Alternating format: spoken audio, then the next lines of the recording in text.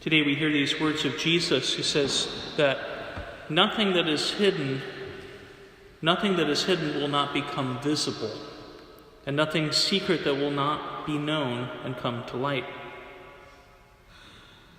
We can see in the lives of those who follow God this kind of same thing.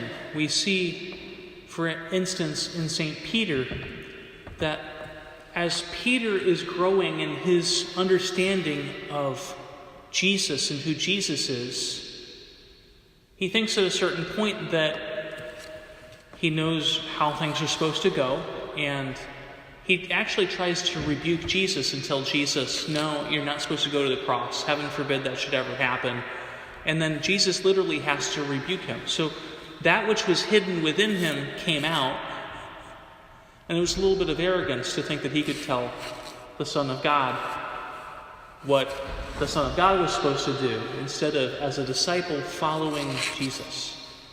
We can see the same thing in the life of Joseph in the Old Testament. We could say that with Joseph, God also had to act a little sternly at times. When Joseph first had his dreams about his brother's sheaves bowing down to him, he was a little arrogant about it and began to blather about it and said to all of his brothers, I had this great dream and this is what happened, and all your sheaves bow down to my sheaf, and I wonder what it could mean. And they hated him for it because they knew it meant that he was going to be in charge. And so Joseph goes through this journey where literally he has to learn humility. He gets sold into slavery. Imagine the bitterness he would have because of that, If he wasn't trying to follow God, imagine how much that could embitter him against his brothers. He gets sold into slavery, sent down to Egypt, works for Potiphar. He does everything well, and then Potiphar's wife accuses him falsely of sexual misconduct. Nothing new today, right? So then he gets thrown into prison, and there Joseph imagines that he can try to manipulate things because he's able to interpret dreams for two of Pharaoh's servants. And he says to one of them who has a favorable report, remember me. Doesn't happen. So for 2 more years, Joseph is serving in prison. He does well there until finally, Pharaoh's cupbearer remembers.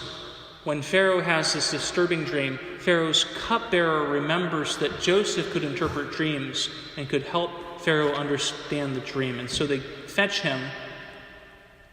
And this light that was hidden in the prison, this light that was hidden in slavery, all of a sudden is raised up. So sometimes for us too, we can think, my life is just this, it's insignificant, but not to God. Not to God. Everything we do, because we follow the Lord, is significant to the Lord.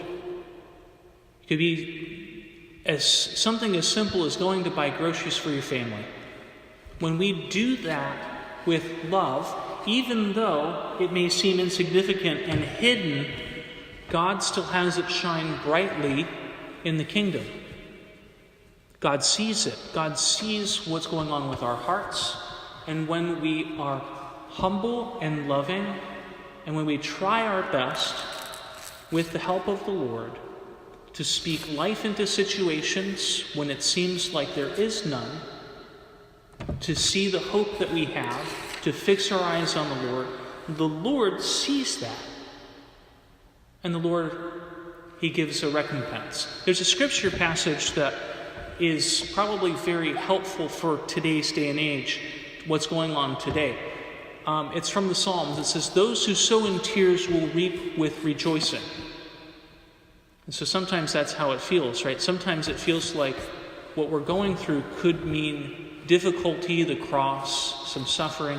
And so sometimes there's a sowing in tears. And we got to be careful what we sow in those tears. Because if we sow bitterness, we're going to reap bitterness. But if we sow hope and faith, if we sow love, if we sow honor, that's what we'll reap as well. So we ask the Lord today to help us to take care of what's going on in secret in our hearts. That if there's anything within us that maybe has ever been arrogant like Joseph or like Peter, that the Lord might correct that and do so a little bit more quickly, not having us to go into slavery like Joseph had to go into, but help us to see that so that then with that change of heart in the secret place, the Lord can then bless us instead.